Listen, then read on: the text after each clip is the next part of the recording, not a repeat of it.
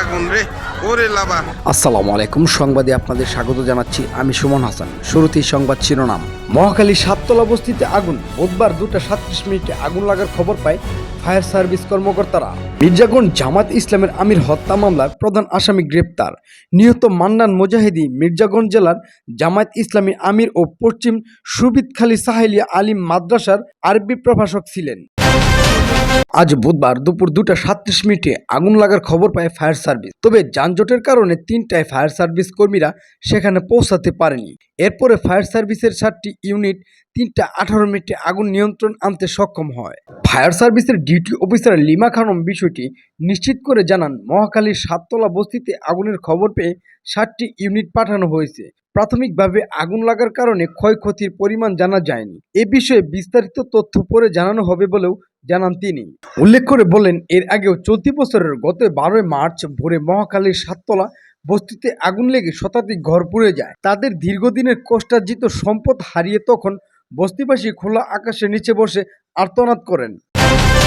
মির্জাগঞ্জ জামায়াতের আমির হত্যা মামলার প্রধান আসামি গ্রেপ্তার। নিহত মান্নান মুজাহিদিন মির্জাগঞ্জ উপজেলা জামায়াত ইসলামীর আমির ও পশ্চিম সুবিদখালী সাহেলিয়া আলিম মাদ্রাসার আরবি প্রভাষক ছিলেন। পটুয়াখালীর মির্জাগঞ্জে জামায়াতের আমির আলোচিত আল্লামা মান্নান মুজাহিদিন হত্যা মামলার প্রধান আসামিকে গ্রেপ্তার করেছে পুলিশ। গত 4 বছরের বেশি সময় পলাতক থাকার পরেও গত 18 আগস্ট নারায়ণগঞ্জ থেকে মামলার প্রধান আসামি মোহাম্মদ শিপন আকনকে গ্রেপ্তার করা হয়েছে।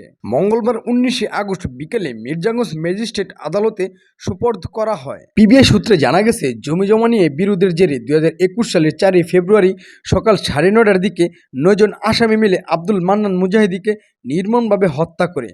এ ঘটনায় নিহতের ছেলে মোহাম্মদ সাইফুল ইসলাম বাদী হয়ে একই দিনে মির্জাগঞ্জ থানায় হত্যা মামলা করেন। ঘটনার পর থেকে অধিকাংশ আসামি জামিনে থাকলেও মামলার 1 নম্বর আসামিও মামলার প্রধান আসামি অভিযুক্ত মোহাম্মদ শিপন আকন দীর্ঘদিন ধরে পলাতক ছিলেন। আদালতের নির্দেশ চলতি বছরের 18 এপ্রিল মামলাটির তদন্তভার পটুয়াখালীর জেলা পিবিআইয়ের কাছে হস্তান্তর করা হয়। এরপর থেকে পিবিআই শিপন আকনকে গ্রেপ্তারের চেষ্টা চালায়। এরই ধারাবাহিকতায় গত সোমবার 18 আগস্ট বিকেল 5টার দিকে এসআই মোহাম্মদ গোলাম কাউসারের নেতৃত্বে একটি দল গোপন সংবাদের ভিত্তিতে তথ্য প্রযুক্তির সহায়তায় নারায়ণগঞ্জ জেলার ফতুল্লা থানাধীন রামারবাগ এলাকায় মেট্রো গার্মেন্টসের 3 নম্বর গেটের সামনে থেকে অভিযান চালিয়ে তাকে গ্রেপ্তার করা হয়। গ্রেপ্তারের পর শিপন আকনকে গত মঙ্গলবার 19 আগস্ট বিকেলে মির্জাগঞ্জ ম্যাজিস্ট্রেট আদালতে সোপর্দ করা হয়েছে। মামলার তদন্ত কার্যক্রম এখনো চলমান রয়েছে বলে জানিয়েছেন পিবিআই।